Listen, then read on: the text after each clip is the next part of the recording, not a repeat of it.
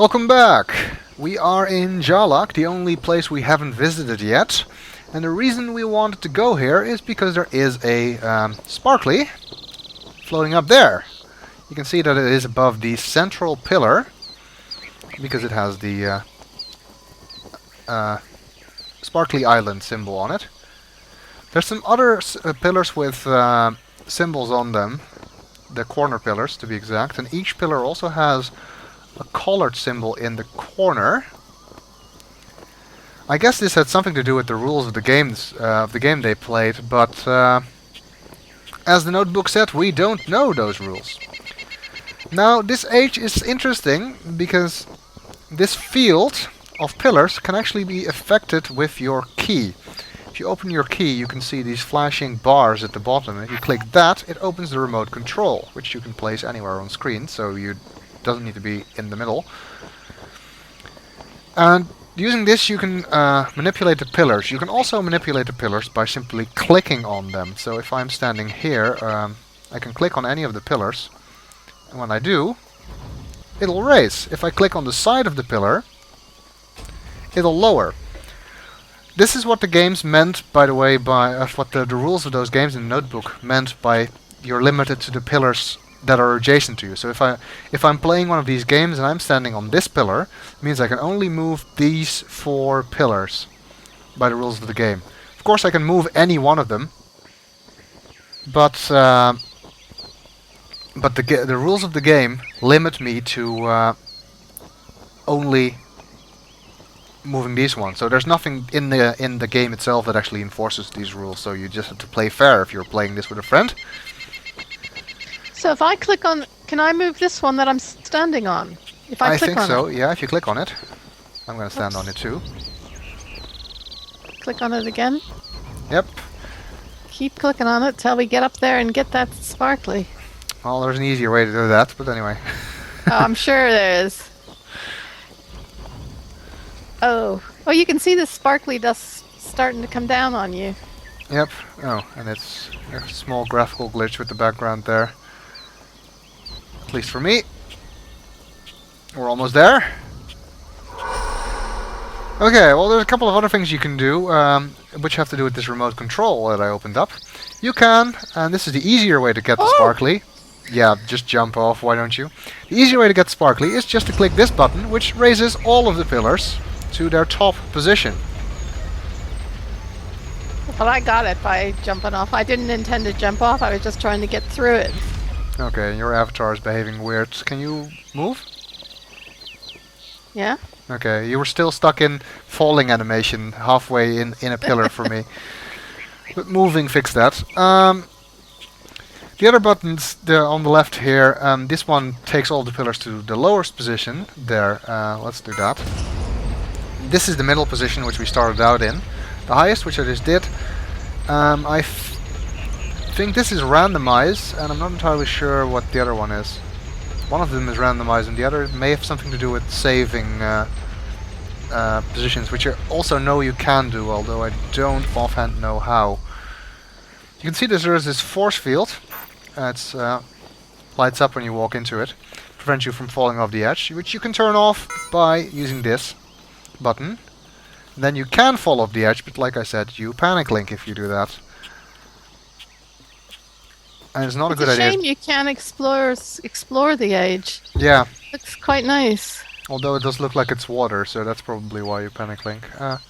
Oh. Let's turn the force field back on to make sure that that doesn't happen. Okay, like I said, this basically randomizes the pillars. Okay, you're behaving really weird again now.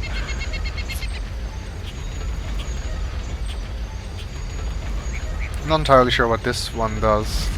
Oops, now I'm imprisoned. Oh, it also does There we something. go. I don't know, so I'm sure somebody will tell me in the comments. I'm just gonna move everything back to their starting position, so we can show the remainder of the buttons. Okay, took a while before it let me do that. These glyphs on the side of the pillars look very Mayan. You know, it looks in the jungle atmosphere. Yeah, I suppose. Environment, I mean. Okay, all the buttons on the right, they allow you to create objects. Like a sphere. Or a cube. They bounce. Oh, they actually stay on top of each other. That's impressive. These are the things that they were talking about for the game, so you can play games using these shapes. But like I said, because of lag, it can be very unfair. And the games are more just trying to see who has the least lag than any actual strategy. There's also a larger cube. This is a beam, I think. Yep. And a ramp-like thingy. And this removes all of the shapes you summoned. So I guess this is some kind of holographic projection or something. One thing that I've seen people do, which can be quite funny, is to make an enormous, to basically have all of the pillars at their top position except the middle one, then drop a whole stack of cubes into the middle one, and then lower all of the pillars, which basically just knocks the whole thing over, which is apparently funny to see. But it takes a bit long, so we're not going to do that now. And that's all. There's nothing else we can do here. There's nothing else you can collect here. There's no Relto pages, no wedge, no clothing, just that one sparkly, which is why we wanted to get here. And now we have officially been in every age, but not in every location, because there are some locations in the city that we have not yet visited. So now we should go to the neighborhood. So we should both go through our own Relto.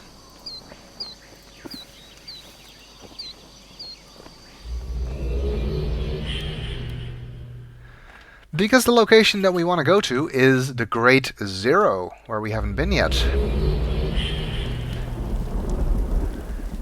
If I just take a quick look at our Sparkly Island.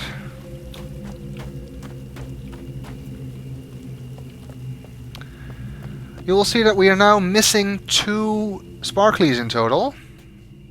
One of them is unfortunately the Minkata Sparkly that we will never get. The other one is actually in the Great Zero. Another reason why we want to get there. And we have butterflies. I already pointed that out last time I was here. Okay. Neighborhood. Neighborhood, yes. In order to get to the Great Zero, that means we have to do marker quests. Which generally, I like them. There's only 3 that I hate with a passion. Well, these first few aren't that hard. No. They work slightly different from Complete Chronicles. And they're actually easier than Complete Chronicles because of that. It's the calibration markers that there are... Oh, you took the other way. The calibration markers that there are quite a few more of than in Complete Chronicles. And that can be very, very hard to do. We'll get to that. First though, we have to go to the Great Zero Antechamber. The other thing, of course, that's different is that the Great Zero's turned on. It's always been turned on. We've seen it.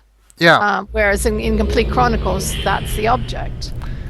Yeah, in this case we're only really doing it to calibrate our key. In here we do find a notebook about the Great Zero. That's one I already read in Complete Chronicles though, so I don't need to read that again. Oh, sorry. And on this side you can see the Great Zero. You can see it's already moving because it's turned on. Although now that I think about it, wasn't it already moving anyway? I'm not sure. But it is turned on anyway, and you will be able to tell that pretty easily once we get there. But in order to get there, we have to first collect our first set of markers. I think that might be turned on, but what isn't turned on is the neutrino beam.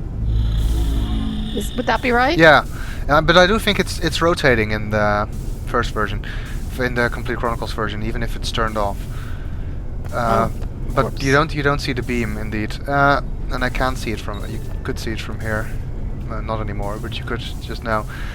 Well, the first marker quest in Complete Chronicles is 5 markers. Here it's 15, so we do actually need to collect more markers.